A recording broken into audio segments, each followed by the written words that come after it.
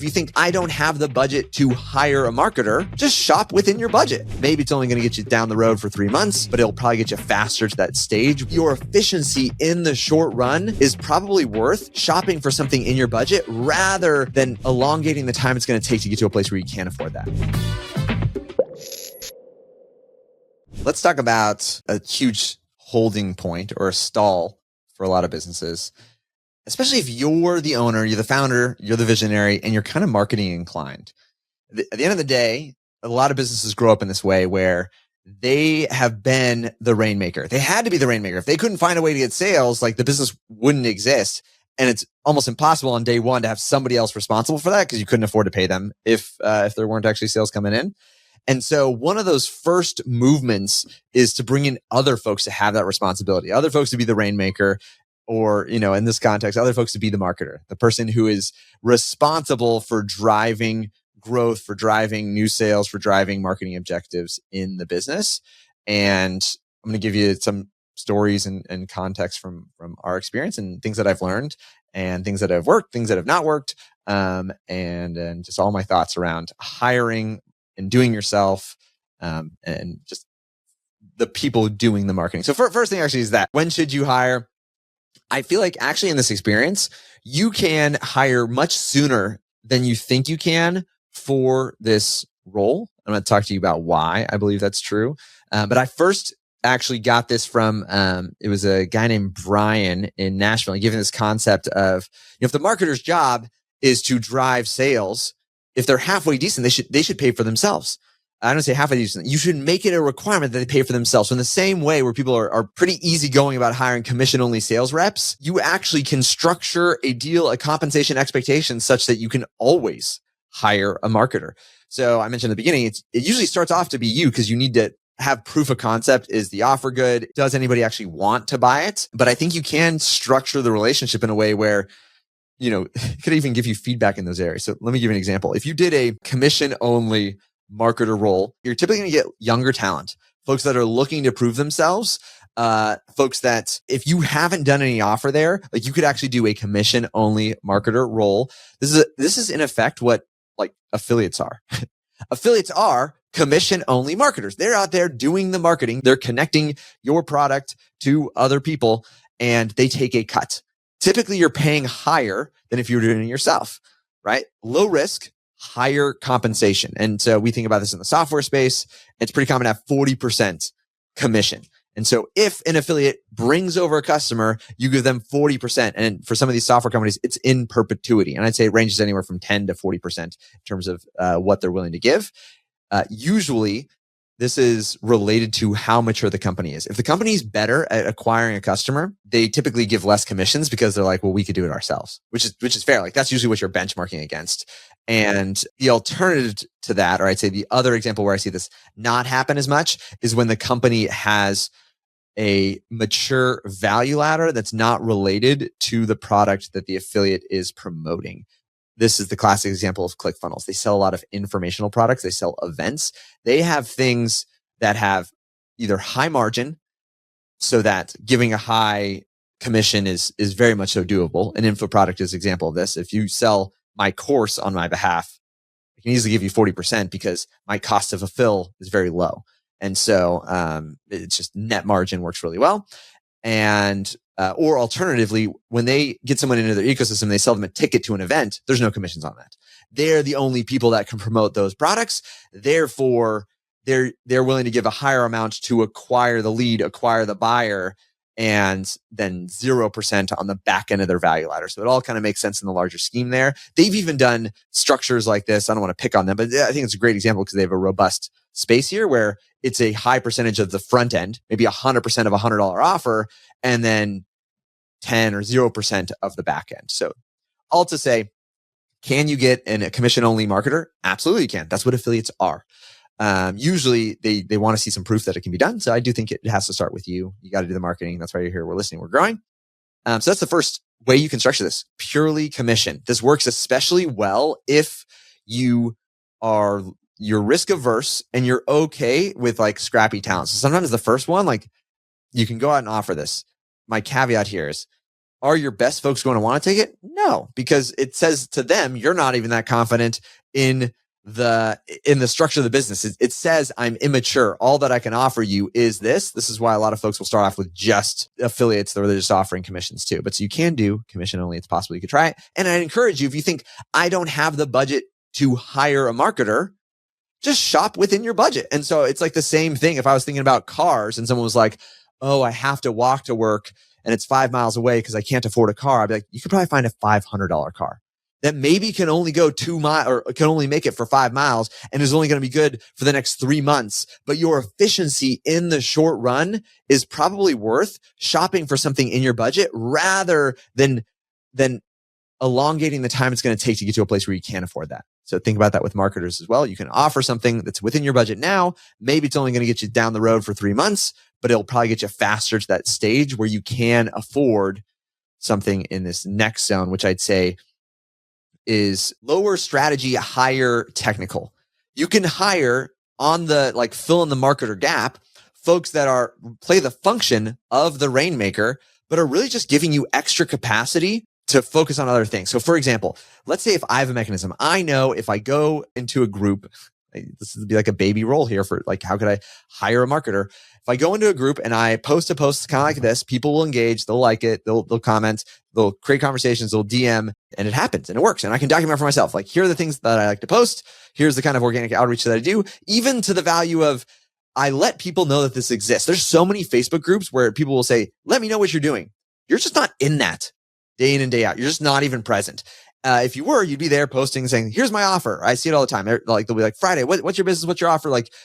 Give your shameless plug right here. You just can't be in all those places. And so those low strategy tasks that you could summarize out, you're effectively hiring a VA, but you can on the degree of kind of have mixed responsibility where maybe half of their time is really low strategy, just high execution. You've told them, here's the 5 tasks I want you to do every day.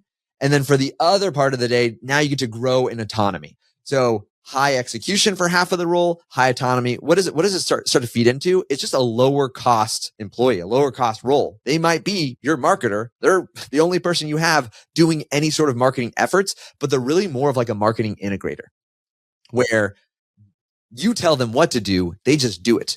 And, maybe they're a little bit more skilled in terms of tonality or they understand the customer avatar. They can grasp it and learn fast.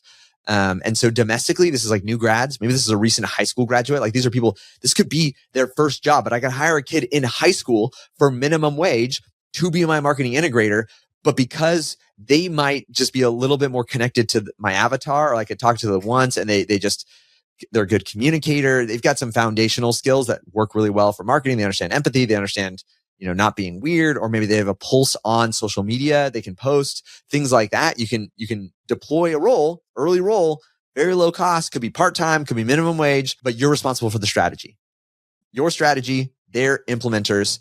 And that's a good example of an early role you can hire there still. And I think more folks will be like, I can't hire the top tier, so I'll hire nothing. And I think if you buy within your budget, I think back to my wife and I's home buying journey. This is what we did. And I'll contrast to my siblings. I love them, but they rented, thinking I cannot yet afford the 3-car garage that I want. Rent, saving up for the 3-car garage. Whereas my wife and I was like, buy the small condo, then buy the small home, then buy the bigger home, then buy the bigger home. And so at each stage, kind of like buying within our budget and not disallowing ourselves from making progress because we can't afford our ultimate dream state there. We went much faster through that process because each level builds upon itself. It actually does make it faster and easier to afford the next level. I say the same thing's true in marketing. So it's okay to buy within your budget, place these little pieces, and you'll see it go faster. The next piece I would say for these full roles is you have, it's actually, I think about it as specialists, not generalists. And so once again, you're still strategically saying, this is where I want to place my focus, but you're hiring assassins for a very specific thing. If you want to do paid marketing, it is a little bit of a misnomer to think that there's just very few, call it black belt marketers. And even then there's probably a specialty. You think about let's go martial arts. There's so many specialties in martial arts. They might be a black belt in jujitsu, but it doesn't mean they're a black belt in karate.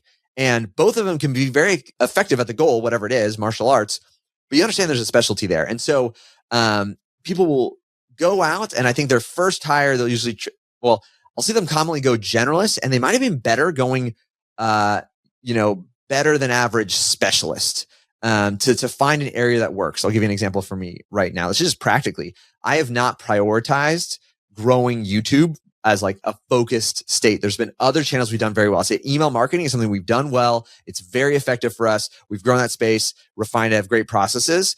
And I was talking to somebody else, actually it was a client, and they're like, they just got their $100,000 plaque. And they're like, how do you not have more subscribers? I'm like, that just has them the focus. They do zero email marketing. They have 100,000 subscribers on YouTube. We've got I think right now about 60,000 on the list of like email, and like, 5,000, 4 or 5,000 on terms of the YouTube subscribership there. And so, and we've got like high open rates and of a good process there of sequences. You don't have to be great at all levels of marketing. And sometimes it's better not to try and like run in 5 different directions. It's better to just like make progress in one. So sometimes like one channel, one offer, one avatar, like you can get further faster with that focus. And so if you're thinking, I need to hire a marketer, you're strategically saying, this is where I want our focus to be. There's really no wrong answer. There really is no wrong answer. But now you're intentionally hiring more of a specialist, not the top tier specialist, but someone who is acknowledged in their specialty as opposed to a generalist. And I see that kind of push folks further in that. Let's go like top tier. You got an unlimited budget. You're like, I want to do, just an absolute killer from it, like head of marketing. I want to be hands off. I want them to run strategy, kind of this thing here.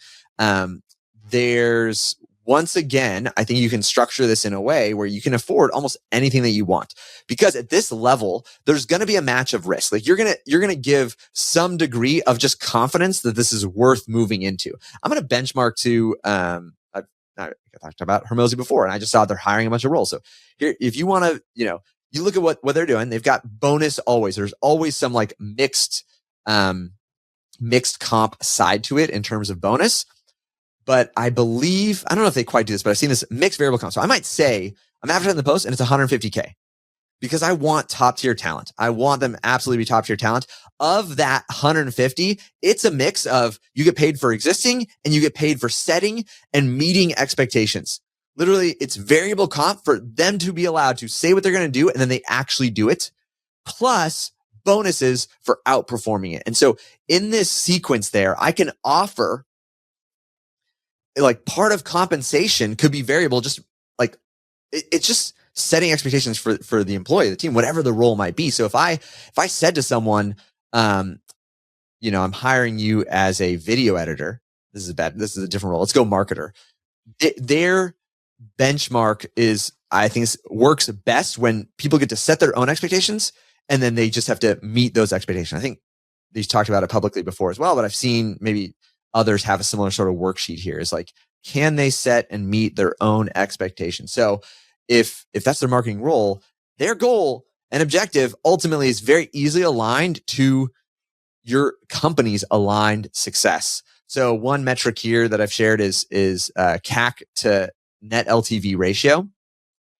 And so it basically says it's profitable acquisition is what's going on there. So like if our net LTV on this product or this offering, whatever it is $1,000, and if my cost to acquire is $200, it would be a 5-to-1 ratio, 5-to-1.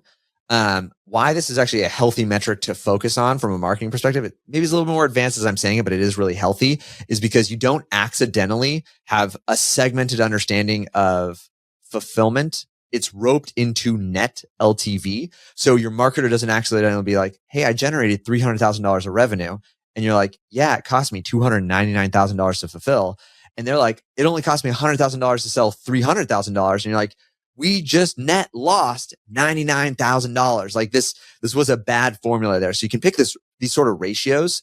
I mean, honestly, if you're doing net LTV to CAC ratio, anything over 1-to-1 is actually profitable because you've accounted for your cost to fulfill there, but you can tie their goals and objectives to those ratios. And then, call it cliffs within that ratio. So it kind of says like, we're healthy, we're actually growing so that I could afford to pay you more money, because if you market me into going out of business, obviously nobody wins here. But so this is a structure where it's a split. You've got base, and then the portion of it should still give a top tier marketer confidence, because you're saying, even if it's 50%, I give you for existing. I'm just going to risk that as like, I'm just giving you confidence, 50% for existing. The other 50% is you tell me what your goal is. I'm telling you, like, this is healthy. So if your goal doesn't include some measurement of health, like, okay, there's a miss here. But usually it's like, what should I expect within health? So you're on the same page about that, and they will set it. And honestly, from the start, it's like, before the expectation is set, if someone's like, I'm going to get you at least one more customer this month, and the ratio is going to be like 2-to-1, you're kind of sitting there like, is that $150,000 worth of work to you? Like, just want to make sure we're on the same page here. Like, is that excellent work? Right? So usually what'll happen is if they're really good, they know how to appropriately set expectations there. And then you can create a bonus structure beyond that. So there's like, hey, do this well, do this healthfully. And then the role of marketer, similar to sales, has untapped value potential. I'll say this is like, if you're listening to this and you're just building skills for yourself, this is a great area to develop skills in, because if you're the rainmaker, you have you really do have the ability to make the most amount of money of anybody in the company, because you're driving everyone else's like existence. If no one buys it, there's no one to fulfill, and there's no need for fulfillment. And so, from a value perspective, it's untapped. So from a hiring perspective, I'm not saying you have to go with a ceiling there, but don't, like, it's designed in your favor, right? And like I said, from the early example of a commission only, like an affiliate, don't not make an affiliate deal because you're worried that you might pay them $1 million a year. You're doing this in the reverse order. It's like people who say, like, I don't want to pay a lot in taxes. You're like, you don't want to pay a lot in taxes? Like, that means you made a lot of money. So it feels bad in a focus center, like, man, you're paying that much for your marketer. But they're like, no, if you create a scenario where they win because you won, then you can wholeheartedly be like, I want them to make as much money as possible. And I would say in the early on, don't worry about trying to make as shrewd of a deal as possible, because you just need to have wins there. But I will say this naturally happens. And this is why people cycle out. You might be like, why would someone go from a bigger, better reputation company to you, the smaller, in growth company? It's because in those bigger, better reputation companies, they're shrewder. They're like, hey, you can make up to $500,000 a year. And so these are people, like, we've had these applicants like for sales positions where they're like, I've capped my commission. Like, I reached my commission cap.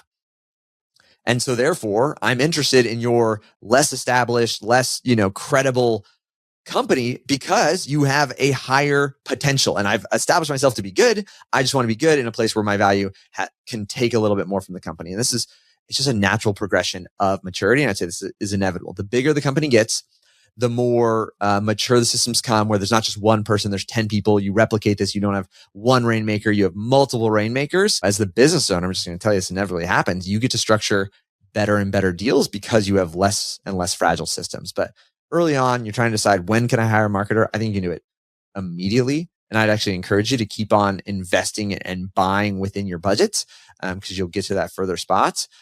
But make wise deals. Make wise deals that are aligned to outputs.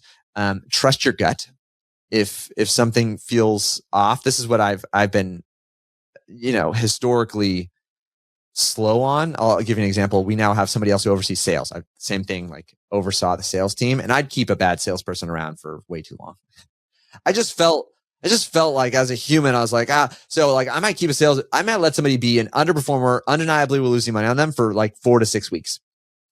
Cause I'm like, like, keep coaching them, trying to, like, our new like head of sales right now is like, dude, you miss KPI for 1 week, you have one more grace week. So that means you can miss it for like 2 weeks, and you're gone because you're stealing opportunities from other folks. I'm like, that comes from a shrewdness of experience. Like, they've been in bigger teams and bigger organizations where it's just a maturity. I would say it's a maturity. It feels shrewd, but you're like, at the end of the day, if business, similar line of thinking as like a sports team, all of the fans would be booing the coach who's like, oh yeah, he's thrown like 17 interceptions, but just give him a couple more downs to try. You'd be like, dude, you're sinking it for the whole team. And I'd say in marketing, sales, these early value drivers, they have lagging consequences for the rest of the team. And so you really do need to try and be more shrewd. I'm telling you, I'm not the best at it. I'm just encouraging you that I've seen it work way better when people are. And I think it does come with experience and maturity there. So hopefully this has been helpful. Some thoughts about hiring and deploying the team. I guess one last tip, have a test in the hiring process. We did this for the first time. We've done tests before, but for the first time ever, we did a really material test, which gave us not just subjective, but objective criteria. And so you can pay for this test. You can say, I'm willing to pay you for this test. It completely changed the hiring perspective on who you would have said, I think that this is a top candidate, to like when it came out. And so we just, we were affected or just influenced a lot by the Olympics. Is like, you don't get bonus points for sweating more in the race.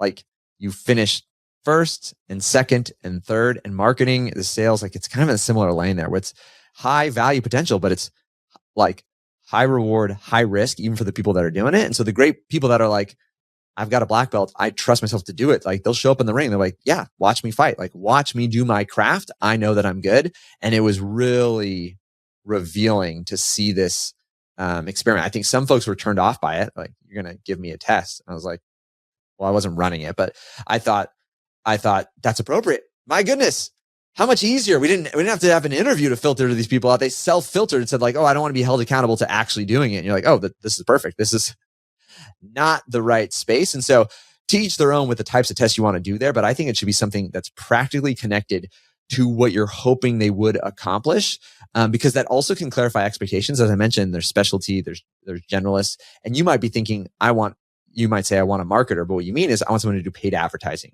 because you've already had that strategic input there. And so you make your test related to the task or the function.